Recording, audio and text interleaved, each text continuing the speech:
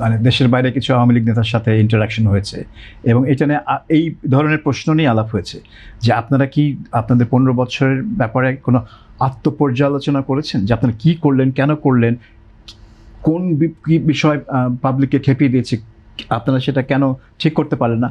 কিন্তু তাদের মানে মানে রেসপন্স দেখে আমি যা বুঝলাম যে তারা এখনও এই যে একটা ঘটনা ঘটে গেছে সেটা স্বীকার করতে রাজি না। এখনও তারা ষড়যন্ত্র তত্ত্ব নিয়ে বসে আছে যে কেউ একটা লাগিয়ে দিয়েছে, এটা আর কি বিদেশ থেকে টাকা দিয়ে এই দেশের কিছু মানুষকে ব্রেন ওয়াশ করে এটা একটা লাগিয়ে দিয়েছে, এবং এটা তারা এখনও উপলব্ধি করতে পারছে না যে তাদের দলের উপর কত বড় ডিজাস্টার এসছে।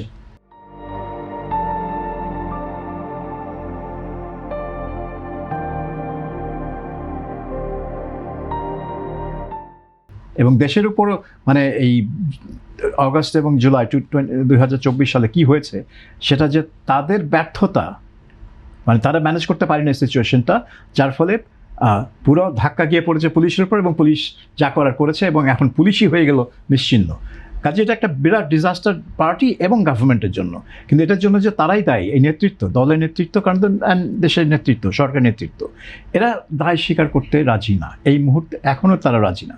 2 বছর পরেও আমি কোনো একজন আওয়ামী লীগের সাথে কথা বলিনি যে বলবে যে হ্যাঁ আমরা এখানে একটা বিরাট ভুল করেছি এবং সেটার জন্য জাতির কাছে ক্ষমা চাওয়া উচিত। আপনি কি মনে করেন যে শেখ হাসিনার জাতির কাছে ক্ষমা চাওয়া উচিত?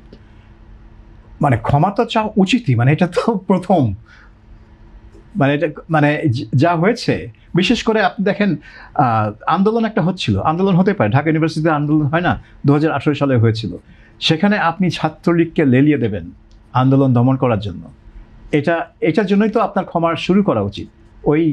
ওই স্টেটমেন্ট থেকে ওবায়দুল কাদের সেই স্টেটমেন্ট, তারপরে শেখ হাসিনার যে স্টেটমেন্ট যেখানে তিনি ঢাকা বিশ্ববিদ্যালয়ে মুক্তিযুদ্ধ, ক্ষমা না চেয়ে দেশে ফেরবার বা রাজনীতিতে ফেরার সাহস বা ইচ্ছা কিভাবে পোষণ করে, এটা কতটা পাশবিক হলে হয়? আমার না, পাশবিক না, আমার মনে হয় যে শেখ হাসিনার একটা মানে আত্মবিশ্বাসের একটা ব্যাপার আছে। তিনি এত আত্মবিশ্বাসী, তিনি হয়তো মনে করছেন, তিনি হয়তো সত্যিই বিশ্বাস করেন যে দেশের মানুষ তার জন্য বসে আছে, অপেক্ষা করছে।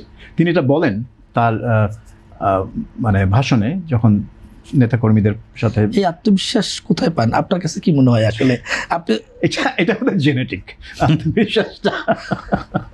আমি জানি না আত্মবিশ্বাসটা কোথায় পান, কারণ আমি তার সাংবাদিক হিসাবে শেখ হাসিনা বাংলাদেশ থেকে পালিয়ে যাওয়ার পর আপনার সাথে কখনো কথা হয়েছে? না। বা আপনি কখনো তার সাক্ষাৎকার নেওয়ার চেষ্টা করেছেন? না, উনি আমাকে 2014 সালে পর সাক্ষাৎকার দেননি।